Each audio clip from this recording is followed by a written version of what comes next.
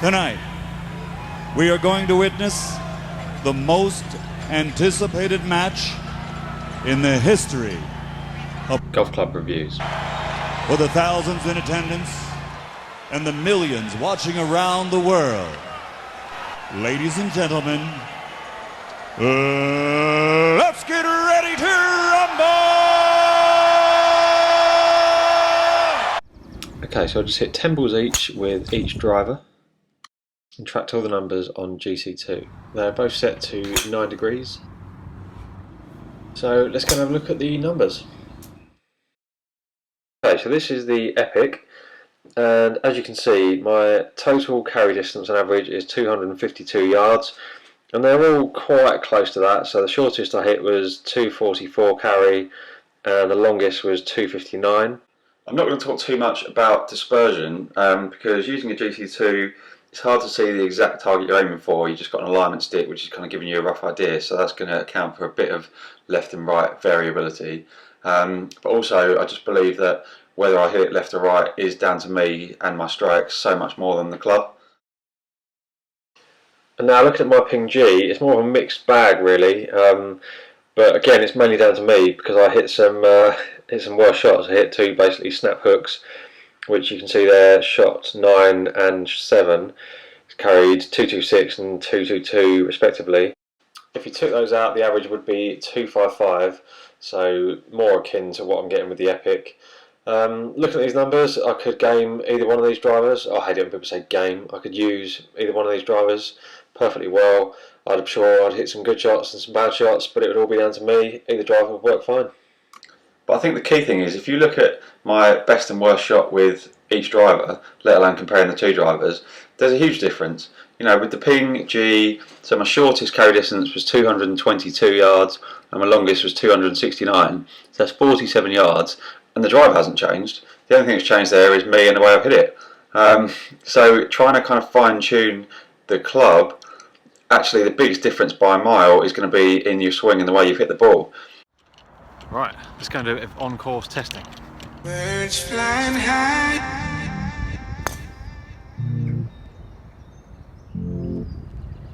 Sun in the sky, sun in the sky. Okay, so two reasonable drives, neither were the greatest strike in the world. Big Bertha Epic first, slight little toey draw, just missed the fairway on the left. And then my ping G, LS TEC, slightly out of the net. I think it's gone a bit longer. We'll see when we get up there. Okay, so this is one I hit with the Epic. I just zapped it back to the tee, and it's gone 252. And the ball with the ping is up here, probably 10 yards further, maybe at the most.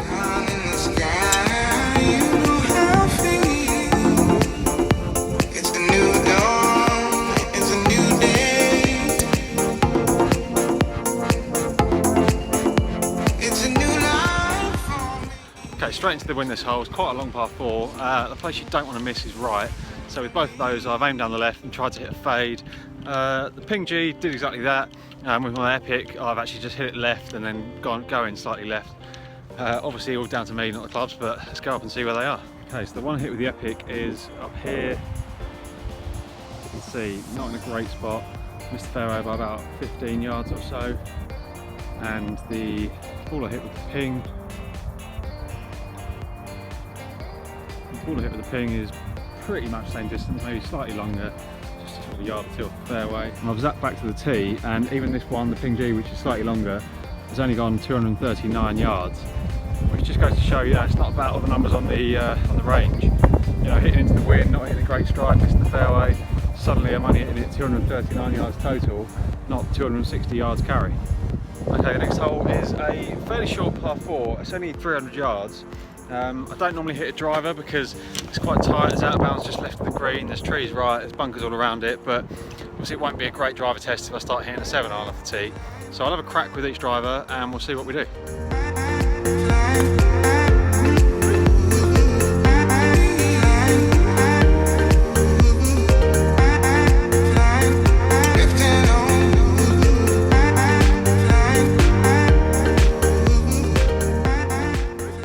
I actually hit driver on this hole on Saturday because we were playing a team comp.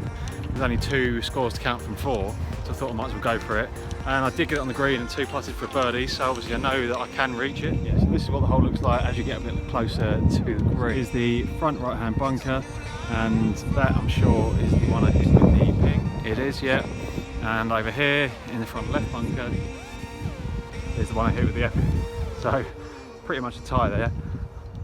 I mean, not bad positions.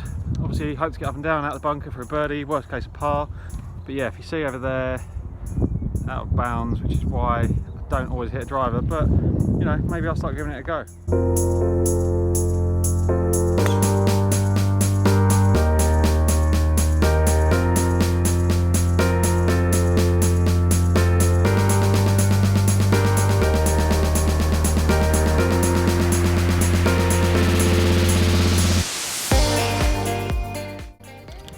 Right, that's the first time I've actually kind of nutted both of those, so that'll be interesting really to see where they are when I really get hold of them.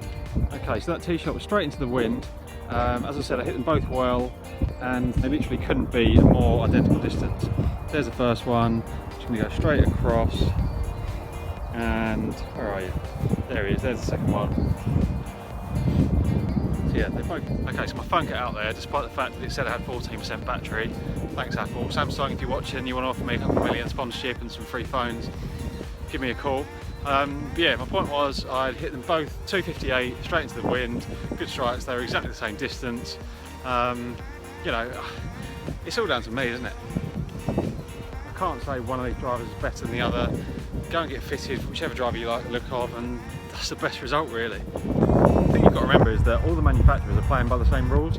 You know, the same limits on how hot the driver can be and effectively how forgiving it can be. The rest of it's just marketing bullshit. So don't go out and think, oh, this new driver's going to make me hit it further or straighter. It's just not. If your driver's 30 years old and it's got a shaft that's absolutely no good for you, then yeah, getting fitted for a new driver is going to help you. But if your driver isn't the right spec for you, you've got the right shaft and it's, you know, only a couple of years old, I just don't believe that a new one's going to make any difference. I know that won't be a very popular conclusion, but I've got to be honest. Yeah, if you've got a choice of spending £400 on a new driver to replace yours from last year, or spending that £400 on golf lessons to improve your technique, spend it on the lessons all day long. Okay, my phone now seems to be coming back to life for a little bit, so I'm going to do one final test, and that's which one of these is easier to hit off the deck. Okay, so I'm 260 out from the green on this par 5. So my 3-wood probably wouldn't get me there, so I'm going to put down 2 balls, hit one with each driver and just see what happens.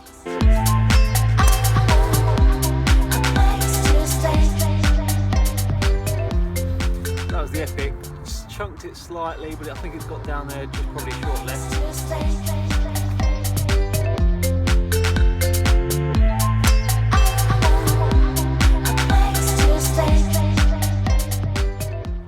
And that was my Ping G, which was a horrible little push cut into the trees. I think driver off the deck with a 9-degree driver and you're an 8 handicapper is not really the shot to play. I hope you found this video a little bit interesting. Well, actually, I hope you found it very interesting, but my minimum expectation or hope is a little bit interesting. If you did, please like the video. If you haven't subscribed, then please do. It'd be lovely to get to 100 subscribers and, you know, convince myself as much as anything that I should keep on doing this. Also, you know, just make me feel less lonely. But yeah, thanks for watching, and I haven't really got a sign off. See you next time. Keep on golfing. Oh, that's horrible.